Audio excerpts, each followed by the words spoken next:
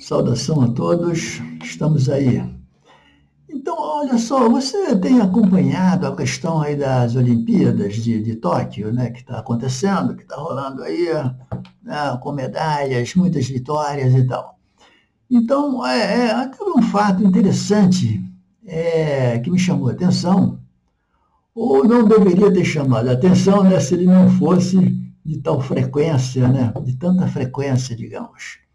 Houve um jogo, né, entre a Brasil e Canadá, né, das meninas, né, do futebol feminino.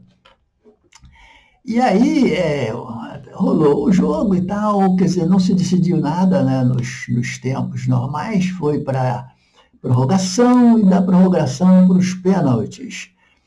E aí me chamou, fiquei totalmente voltado até para a situação, na coisa tensa para hora de bater os pênaltis, né? E tinha a menina, né, que é a goleira do Brasil, né, uma morena lindíssima, né? Morena de olhos verdes ou castanhos, sei lá o quê, mas uns olhos diferentes, né? Muito interessante, muito bonita. E aí aquela preparação toda na hora dos pênaltis, né? E cada uma vai lá para uma trave, né, e tal, onde vai receber os pênaltis. Então, nesse percurso em que ela foi de um lado para o outro, ela, caramba, foi uma coisa assim, de um simbolismo, assim, uma coisa interessante que ela rezou, ela, sabe, fez gestos, ela apontou para o céu, enfim, enquanto ela ia lá e se colocou na posição dela,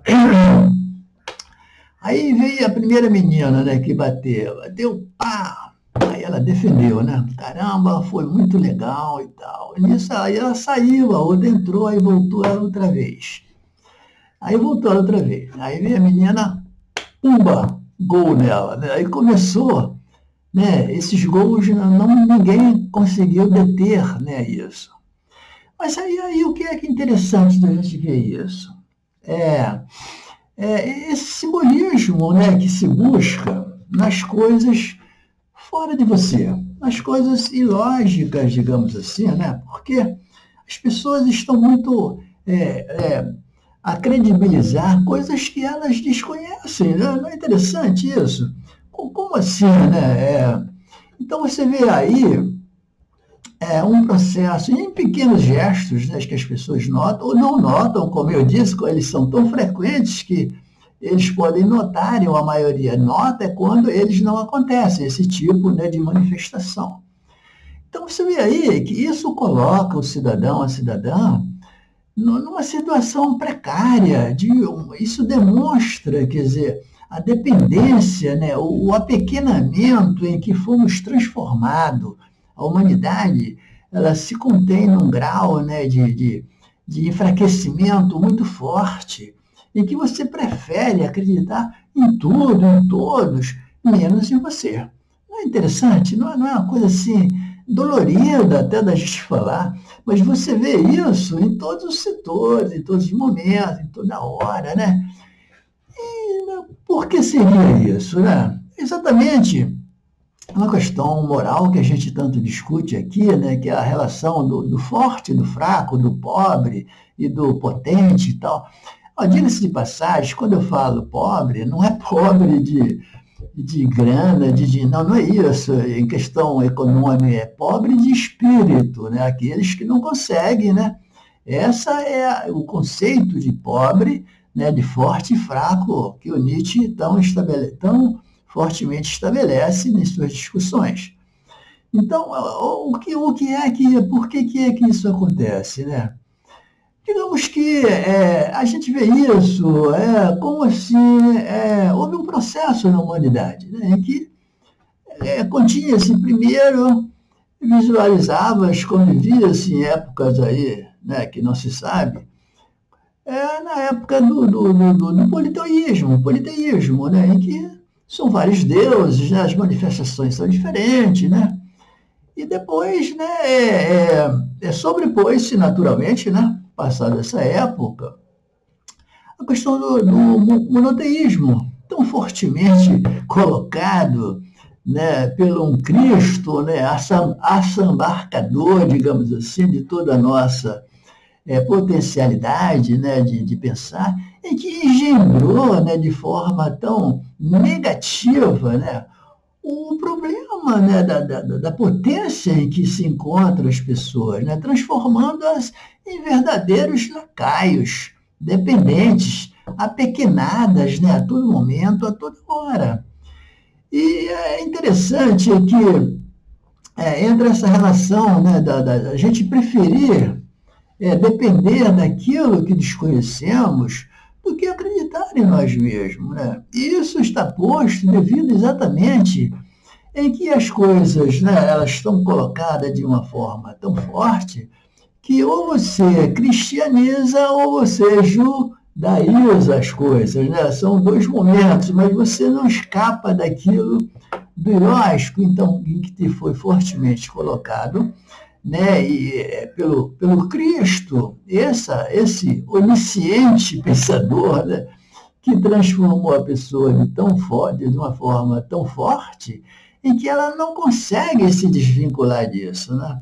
E com isso transforma a humanidade nesse processo literal, né, de desconhecimento, de enfraquecimento, de apequenamento, exatamente quando ele, enquanto forte, né, considerado sábio, se coloca do lado do quê? Do fraco. O sábio não pode se colocar ao lado do fraco. Né? Isso é uma forma de pensar que precisa ser bastante esclarecida, até e depende de um aprofundamento seu aí, para que você possa entender melhor. Esse conceito de forte e de fraco, conforme a gente está colocando, é que, por exemplo, Cristo, nessa situação dele, se colocando como um forte, ele consegue, né, abstrair para si toda essa unicidade de saberes e de acontecimento, em que, olha só, ao invés de fortalecer o fraco, entre aspas, aí, ele o enfraquece cada vez mais, porque o torna dependente desse onisciente Cristo, né, que é tão colocado, é tão solicitado, tão, digamos, consumido, né, de uma certa maneira, mas, ao mesmo tempo, tão omisso, né, porque nas horas extremamente extravagantes, nas horas extremamente necessárias, normalmente você não tem, né, um posicionamento, uma resposta, né, daquele que você o tem, daquele que você o quer, daquele que você o tem como sábio. Porque é exatamente nesse reverso de saberes que ele também se torna eternamente fraco. No momento em que ele se coloca ao lado do fraco, ele deixa de ser um oniscientemente forte para poder, né, responder às perguntas daqueles seus discípulos, né, que é a sociedade, a humanidade, de um modo geral, para que eles tenham a sua resposta. E ele não consegue, porque ele passou a ser também um fraco, né, um fraco, na medida em que ele abre mão, né, desse fortalecimento, dessa sua sapiência, para se colocar ao lado dos fracos. Então, isso é muito interessante, meu amigo, para que você tenha uma ideia do quanto somos dependentes, né? Porque nos tiraram aquilo que nós podíamos acreditar em nós mesmos, que é a potência, a vontade de potência, a força de potência que o ser humano tem de acreditar em si mesmo, de estar consciente de que você pode, você consegue. Eu quero até, olha só a que ponto que chega, né, o pensamento das pessoas, né, da sociedade, principalmente brasileira. Eu quero ler aqui, olha só, não postou isso várias vezes, acho que é um versículo, me parece, né, nos Facebook aí da vida, mas que são frases que você vê quanto mais mente, continuamente. Então o cara postou o seguinte, ó, não quero saber de mais nada, Senhor. Se sabes tudo para mim, já é o interessante. Olha só, não quero saber de mais nada, Senhor. Se tu tudo sabes, para mim já é literalmente o bastante para reafirmar o meu poder de pensar e ter o meu coração calmo. Olha só, né? Que coisa, quer dizer, o cidadão retira de si toda aquela responsabilidade, toda aquela potência que é dele. Caramba, ele se colocou num baixíssimo grau de consentimento do que ele quer, do que ele pode, enfim, como um cidadão, como uma pessoa fisicamente dotada, né? Bonita, forte, né? Capaz de não depender de ninguém, dessa coisa do ilógico que tão prepondera sobre a pessoa, sobre a humanidade. Isso é terrível, meu amigo. Então, precisamos estar atento a isso. Pô, não podemos deixar que essa questão religiosa, essa questão tão discutida, mas que não tem nada de pragmática, nada foi comprovado, nada foi provado até hoje, né? E eu termino até nesse pensamento do Protágoras, né, que do homem tudo é feito pelo homem, né? Tudo o homem pode. Então, meu amigo, por favor, vamos acreditar em nós mesmos, né? Vamos ter uma consciência mais forte, mais firme, tá ok? Para que a gente possa, sim, realmente estar livre desse tipo de conceitos, desse tipo de aprendizado que só te leva a sucumbir rapidamente cada vez mais, né? Muito obrigado, estamos aí a qualquer hora. Dá um like aí, o joia, né? Compartilha ou não, se você